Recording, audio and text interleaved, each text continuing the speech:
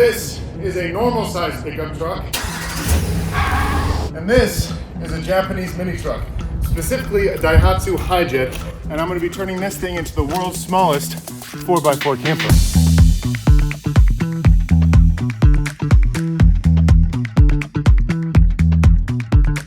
So as you can see, this one is quite a bit smaller than that one. And I've always been fascinated by these mini trucks and wondered if you could turn one of these into a camper, which if you watch my channel enough, you know that I live in the back of my self-converted camper van. So I figured, why not? Let's try it. I'm just really hoping that this tiny little engine and these tiny little wheels are enough to hold the weight of a camper on the back of this thing. By making all this happen and getting this mini truck out here and ready to be built out, hasn't been easy. So in order to be able to get this into America and be able to legally drive it on roads, it needed to be 25 years or older, which makes it qualify as a historic vehicle and not necessary for it to pass any of the state safety inspections, which it would fail all of, as you can see inside by its lack of airbags. And since it's 25 years or older, I was able to get these historic plates for it, so now it's registered and legally able to drive on roads. So yeah, that's why I had to get a 1997 Daihatsu Hijet as opposed to something a little bit newer. But don't get me wrong, this truck is just as cool, if not cooler, than those newer runs for a few reasons. I mean, one, just look at it. And it's also automatic, so we've got a Prindle here. It's got working AC and a 4x4 selector. So this thing is 4-wheel drive, which finding a truck that has even one of those things is kind of rare. So finding one that has all three of them packaged into one made this truck super special. And yeah, these seats aren't the most comfortable. It's just basically these thin cushions, not really much padding, and then the headrest is whatever this is. But I'm 6 foot tall, I've got some headroom, and there's a decent amount of space down here for me to sit. So after I imported this truck and it arrived at the port in New Jersey, I drove up there with my brother-in-law to go pick it up. There's mine right there, I think. We're waiting for the guy to get here to give it to us, but he said he was 15 minutes away. But this is her right here. We were gonna have the shop here build the frame for the camper, which is what this whole contraption on the back is gonna be. But we ended up not having them build the camper, and I'm having someone build it out in San Diego. So we've gotta get this from Philadelphia all the way to San Diego. But this is her. A little bit of a busted taillight here. So we're getting the sides put back on, and that back thing put back on as well. I actually fit in here pretty well. For like being 6 foot tall, I got some headroom. It is weird being on the right side though. Yeah. Like I feel like something's wrong with this.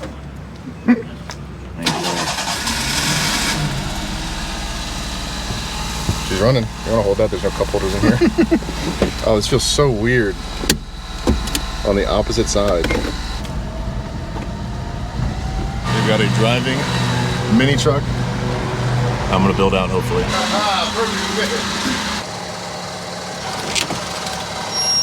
So after I picked it up, I drove it back to Maryland, and the first thing I did was insure it, which was actually pretty easy. I just called my local State Farm agent, got it insured, and then I had to register it, which I thought was gonna be a lot more difficult than it was. Just a quick little thing for anyone looking to register one of these in Maryland. These are the forms you'll need. So I'm not exactly sure what each of these forms are for, but in order to get it imported, you need Form 3641, which is this one, Form 3520, which is this one, and then your HS7, which is this form right here. And then you also need your export certificate, your certified translation of your export certificate, and then some sort of bill of sale, and you should be good to go to register your mini truck as a historic vehicle in the state of Maryland. But that is specific to Maryland. I know other states can be a little more difficult, but just thought I'd put that out there if anyone was wondering. The mini truck also came with this in the cab.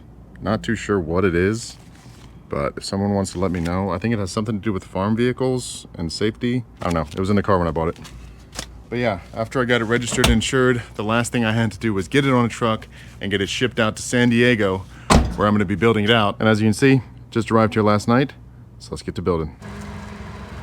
So we got the truck here, got a nice shop dog, and this is Trevor. Trevor is helping me build out this entire camper. He's turning this thing into a camper, basically. He's building the shell because I have pretty much no experience with metalwork or anything, and he's kind of a pro at that. He's done a bunch of cool stuff.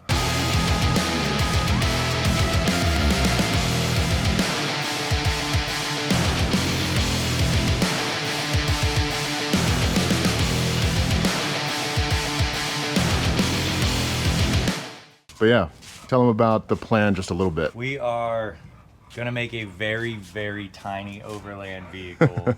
Oh, this is tiny. Small. And you live in a giant, massive 4x4, what is it, a dump truck? No, it was a snowplow out of Maryland. Snowplow. Oh, really? Oh, this is out of Maryland too. Yeah. Well, I guess it's out of Japan, but. Rebuilt the whole thing. But I got 127 square feet. I'm pretty sure you're going to have 15. Yeah. So this is officially day one of the build. We've got all of our steel right there. So we're building it out of this 16 gauge, 1 by 1 inch steel tubing. And that's going to be the entire frame. It's going to have a back and then an overhang on the front where I'm going to sleep. So very excited to get started. So on these little trucks, you can take off all of the sidewalls here. So all these sidewalls, we're leaving those off, and we're going to use as much of this bed space as we possibly can for the framing. So I think the first step to this whole process is taking the bed off, seeing if that's going to work, seeing if we can build the frame without this bed on the back of the truck, and then if not, we'll just see. But right now we're just taking it off, see what's under there, and then this is the exploratory part. Yeah, just figuring out what we can do.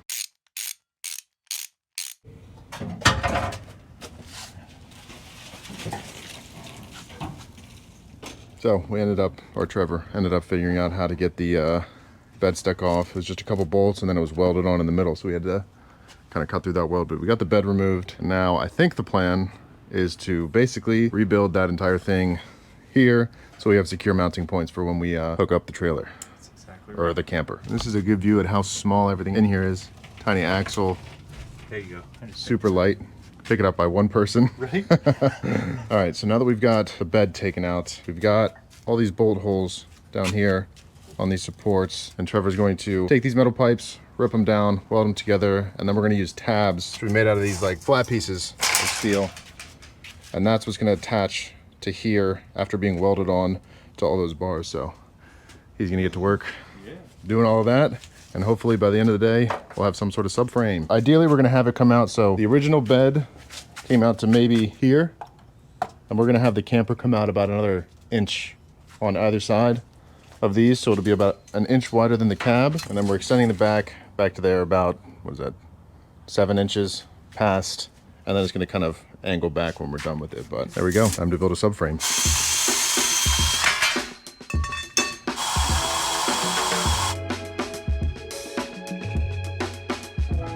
The subfloor is what connects this frame to this frame. Then we're gonna build your actual floor base frame on top of this. Okay. So so this will act like a box, and we'll have an additional box on top of that, and then that box after that is when we're gonna start building up. Sweet. What do you think, bud?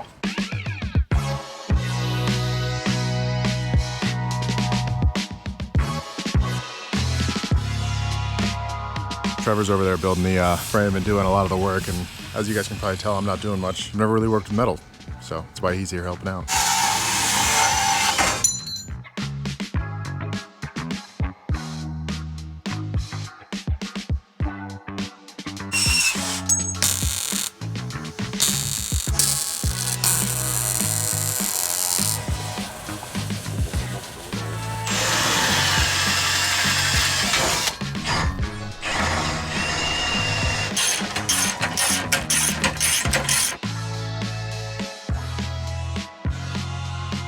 So we've got the subframe down. We've got about 7 feet in length from the front to the back, and then when this is fully finished, this frame is going to extend from here all the way out to here, about a ½ inch past the body, and we're going to weld this on top, and that's going to be our actual floor.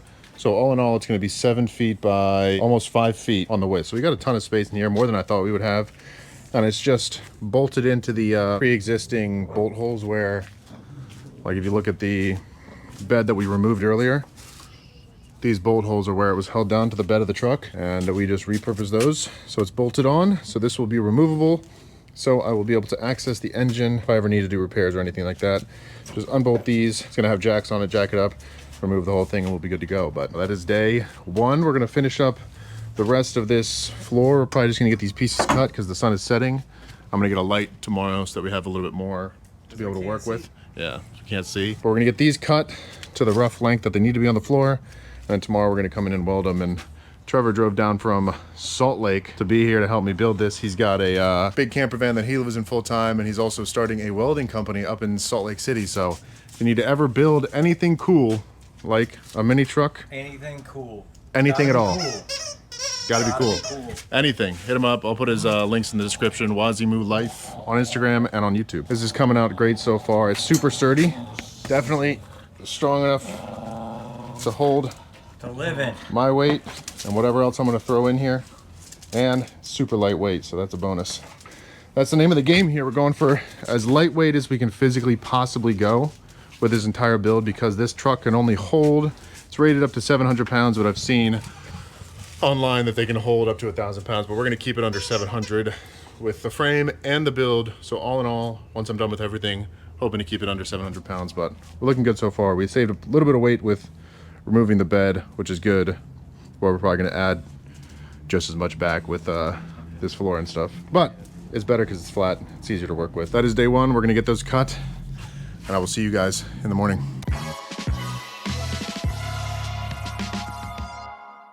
Welcome back to day two of the mini truck build. So last night before we left here, we got these long pieces on the ends of either side cut, and then all of these floor middle supports, we got those cut. Trevor got here earlier this morning. He tacked them all together, so they're not welded. They're just kind of held in place by a little tack. And then Trevor ran over to the store to get a new welding mess from Harbor Freight. And today we're gonna be working on the walls. And I'm having quite the dilemma with how I wanna build these walls. So if you guys are unfamiliar to this point, I don't know if I've said it yet, but we are going to be doing a raised roof. So it's gonna be all hard-sided, and the roof is going to raise up when I park and lower down when I drive. You can kind of think of it like an iPhone box. How when you pull the iPhone box up, one part of the box slides over the other. That's essentially what the back of this cab is gonna be. And that's all good and well, but the only issue that I'm running into is on the front here. So the back is gonna be nice and boxed off. The front is gonna come across. And then if you've seen other truck campers, I want the front to slope down like this and then come back to give it a little bit more aerodynamics instead of just being straight box when I'm driving down the road, because this thing is already gonna be incredibly slow. But the issue with that, if I have a slant on the top piece, it's not gonna be able to push past a vertical line right here and slide down into itself unless it's the same shape as a box. So I stayed up for 4 hours last night thinking about ways that I could get around that and make it work. And I came up with a bunch of ideas, but I just don't know if the effort's worth it. Essentially, the issue that I'm facing here is the truck camper is supposed to be shaped like this, with the slant in the front, the box in the back, my bed's gonna be up here, this is gonna be the living area. But essentially, there's going to be a cut somewhere right in the middle of this, all the way down the camper. And this top half is gonna slide down over this half right here to make it half of whatever this height is. But if I have this slant here, this section right here won't be able to slide down over this section right here because of this slant. But I don't know. That's what we're gonna figure out today, hopefully. But the goal of today is get the walls done and figure it out from there. Keep moving forward. Right now he's just measuring out and cutting out all the different lengths he needs to kind of build out and frame those walls. And then we'll get them put up.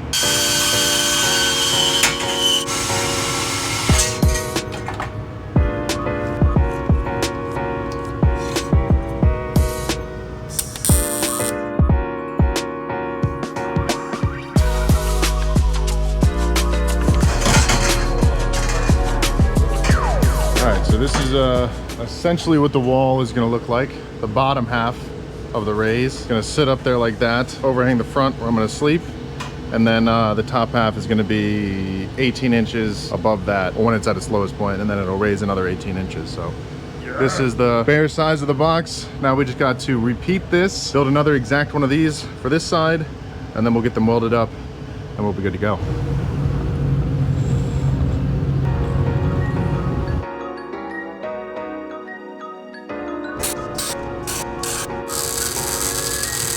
Alrighty, so now we've got both of our side walls, and now we're gonna build another piece on top of these for a total of 62 inches in height on the bottom half of the camper. So this plus another 18 on top of this, and then another flat bar just like this one on top of that. And this will all be one solid structure, and then the top will be separated and be able to rise up and down. But he's got to rip down a few more of these sticks before we can get those top half of these walls welded on here. So these bottom half should be pretty much finished after that, and then all we'll need to do is prop them up and weld them, we'll be good to go.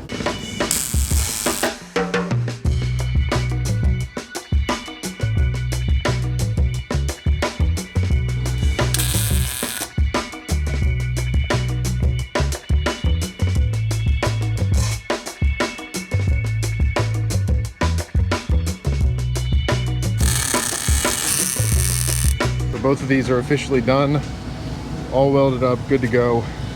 Now we're gonna get them on there, tack them up, and then weld them to the side. We'll see. Louis excited. Test it. How do you feel about it, Louis? You excited, bud? Yeah, you are. Yeah, you are.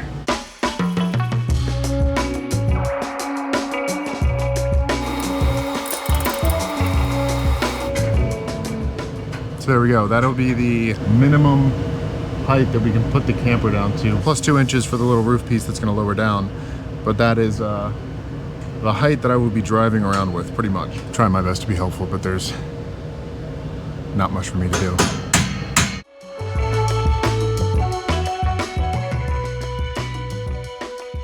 There we go. Both walls roughed in. This wall's tacked up. This wall is just kind of held up by that clamp. He's getting ready to tack it in. And then I think tonight we're gonna get these both welded up. And then either later tonight or tomorrow, we're gonna finish up this rear wall and that front and kind of get this all closed up. And then it's on to the fun part, the roof raise. And it's not as high up as I thought it was gonna be. I don't know why, but I thought when we initially planned it, it looked like it was gonna be a lot higher over the cab, but it's actually not too bad. Looking good. So with both of these walls up, he's over there cutting up some cross beams for the back here, for the front there, just to keep it from kind of wobbling all over the place for now. And for anyone wondering, we did go with 16 gauge 1x1 inch steel for the frame, and I'll let him explain it because he's a lot more knowledgeable, obviously, on this subject than I am. But yeah, this is the reason why we went with that over aluminum or something else. Yeah, so aluminum's really cool. It's great metal, it's a lot of fun to use, all that kind of stuff. In a configuration like this, you would end up having to use closer to 3/16 inch wall, same thing, square tubing, which we're using. You just end up using so much of it. It doesn't like vibration nearly as much as steel does. It's just not a very forgiving metal. So we're using steel. It ends up being about the same weight per square foot that aluminum would be with less material. So there you go. For anyone wondering, because I'm sure I'll get a bunch of comments why we use steel versus aluminum, that would be the reason why we use steel.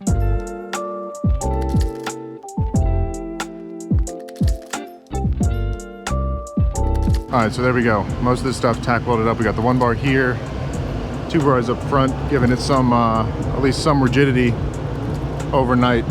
And then tomorrow, we're gonna come in, do a bunch more stuff, figure out the door, and get started working on some other stuff. So see you guys in the morning.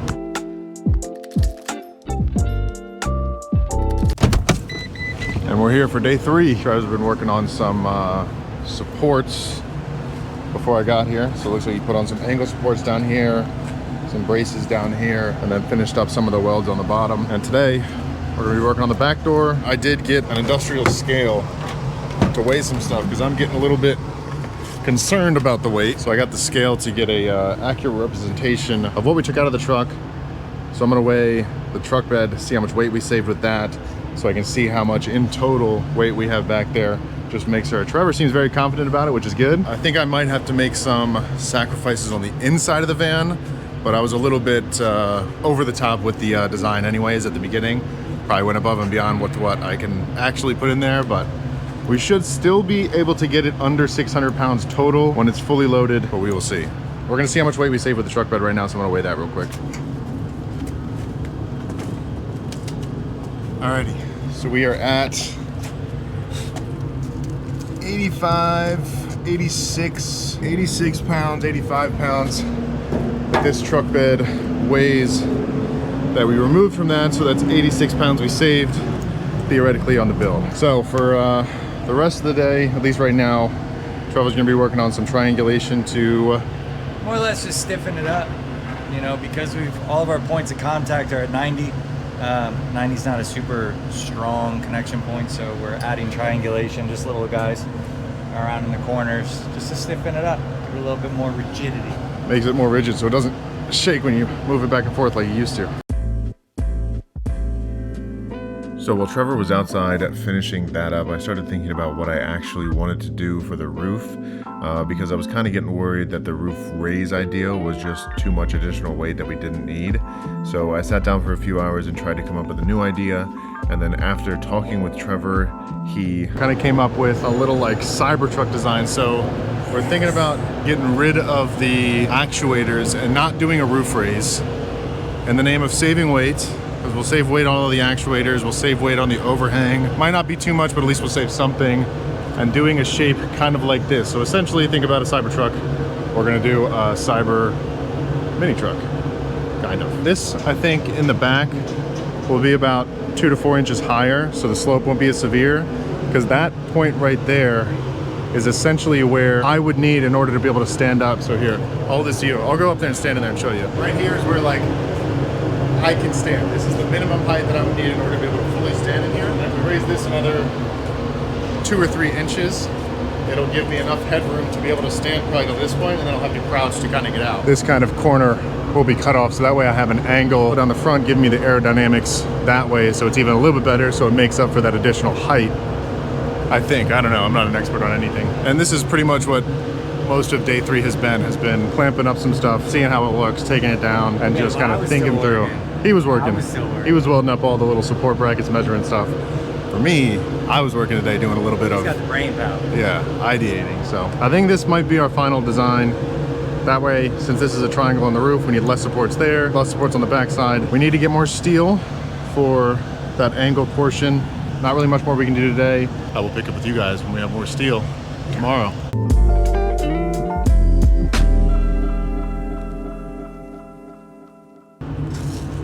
And we're back for day 4. Excited, Louis? In my designs, I decided that since I'm sitting on the right side of the front of the truck, as opposed to the left side like a normal car, I was initially gonna put my kitchen galley over here, but I don't want too much weight to be on that right side while I'm driving, so I decided to put it over here. So he's flip-flopped the back. My couch is gonna be over here, and my kitchen's gonna be over here now, so that's what he's working on. And then before I got here this morning, cut off the front, because we're gonna slope it back up kind of like a Tesla, and that's probably what we're gonna do today. We ordered some more steel, got here this morning, and we're gonna finish up most of the framing hopefully today, get that slope on the roof, and then we just gotta wait for the walls to get here. And yesterday we did a little wall shopping and searched around for a long time trying to find something that we could use for wall paneling on this thing. And we found the shop down the road that sells this stuff called die core, which is essentially super thin aluminum sandwiched over this thin piece of plastic that we're gonna kind of rivet around the outside. Don't think we're gonna get into the walls today, but we're definitely gonna hopefully at least finish the framing of everything.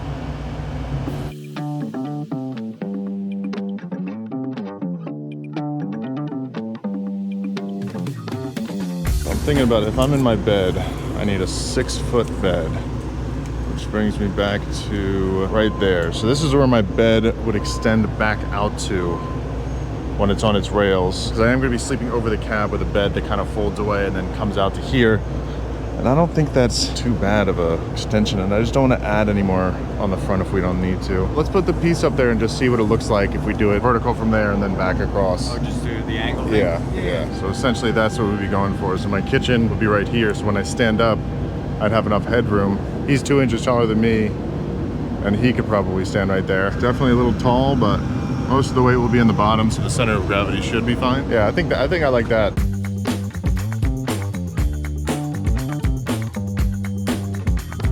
All right, so we've got a final set on the frame.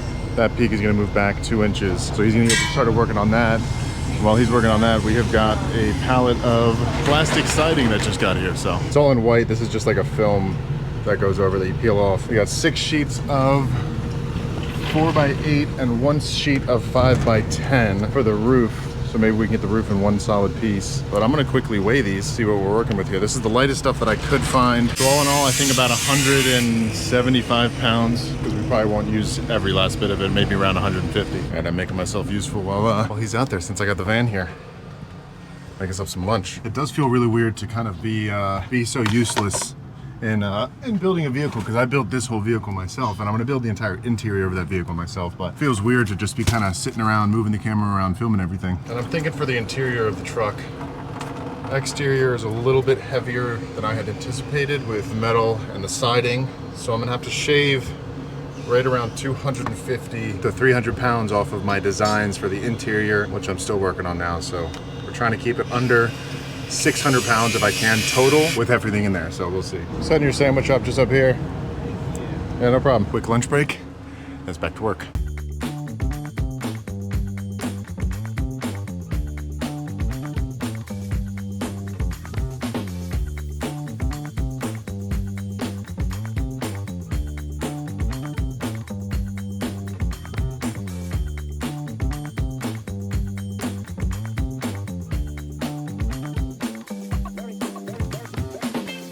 Cybertruck who? How's it look? Looks good. So this is like the first look at what the finished product's gonna look like, minus the little front bar here and some supports on the roof. And the reason that we designed it like this is because, as I said, my kitchen's gonna be right here. So between almost right here and almost right around here, I'll be able to fully stand right here. So I'll be able to cook my food and stand while I'm cooking. And then over here is gonna be more of a seating area anyways, so I won't be standing that much. So this design gives me the perfect amount of standing room that I would need, and it just looks sick. The Cyber mini truck. So now basically all we got to do is get those tacked on, welded up, and then we'll start working on some of the roof supports, and I think that should be pretty much it other than the siding. Yeah. And then a couple holes for some windows, which we're gonna wait till those get here, which should be tomorrow, but I'm thinking windows are gonna go here. One window on this side and the same thing on the other.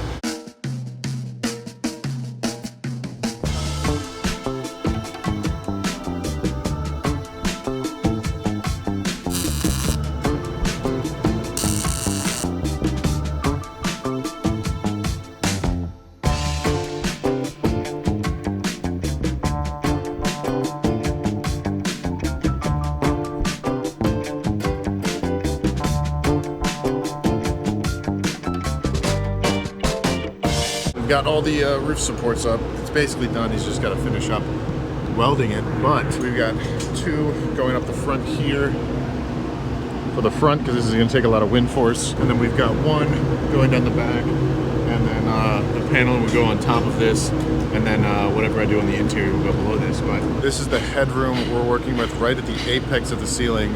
And then I can stand probably till right about here.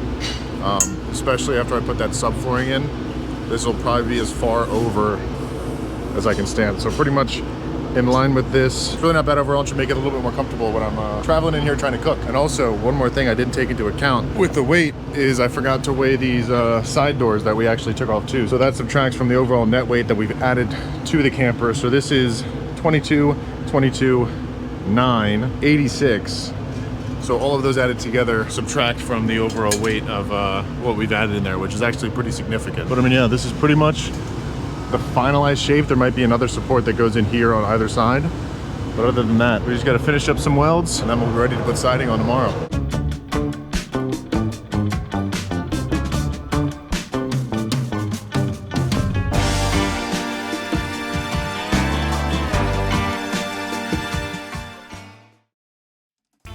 So on day 5, we weren't actually able to put up the siding, so we just kind of spent the day doing small tasks like drilling some weep holes in the frame, and then we actually took the entire frame off to get its total weight, and it was right around 200 or so pounds with just the frame, so that minus what we took off from the bed is the total weight we've added.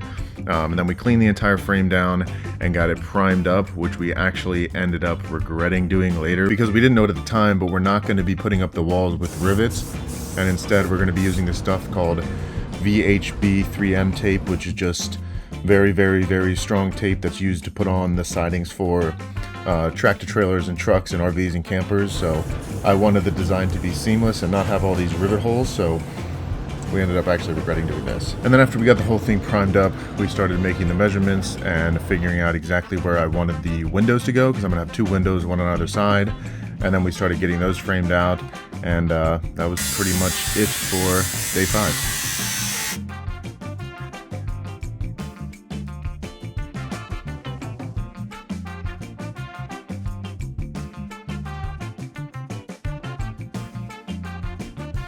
All right, so it is the end of day 5 of the truck camper build. We have got everything done. We've got it coated with a clear coat, and then we also used a self-etching primer. So the self-etching primer will protect against rust, and then this protects against water and whatever else is gonna get on there, mess it up. This is just a protective coating. We've got the windows framed out roughly. So there'll be a window on this side, window on that side. Door is framed out, and this is the door that we're using. So it's an Arctic turn door. I just thought it looked the coolest with this little non-square window. I thought it looked pretty cool. And then our siding over here, which is the dye bond that we got delivered the other day, I'm just waiting. So we were initially gonna rivet it on, but I decided that I want to use this specialty tape. It's like a 3M adhesive tape that's meant for truck siding and stuff like that. It is specifically meant for attaching this kind of stuff to frames, and that way we'll get a completely smooth finish on these sides without any rivet bolts or any bumps or anything like that, which is better for waterproofing and should be strong enough to hold it while I'm driving down the road. But for some reason, the stuff is incredibly hard to source. There's just a lot of wait times and we can't get it as quickly as we want to. So that's gonna be here in about 2 or 3 days, and we really can't do much else until we get the tape to put those up. So in the meantime, we're probably just gonna spend some time working on some small projects, installing some quick disconnects on these wires. So when I take the camper off, and then a few other things. So right now we're just waiting for that tape. So hopefully it gets here soon. So yeah, I think that's going to be pretty much it for part 1 of this video. I really wanted to get this video all out in one part and not have to split it up between 2 different parts, but between the filming and the editing, there was 30 hours of footage that I had to sift through and edit down, and I just didn't have enough time to get it all finished by this Monday when this video is hopefully going to go up. So I had to split it up into 2 parts. I really didn't want to, but in part 2 we're going to be putting up the siding, cutting out the door, installing all the wiring and the lights, and all of that fun stuff. So as always, I truly appreciate you guys watching. If you like this video, think about subscribing, and I will see you guys in part 2 of the mini truck build.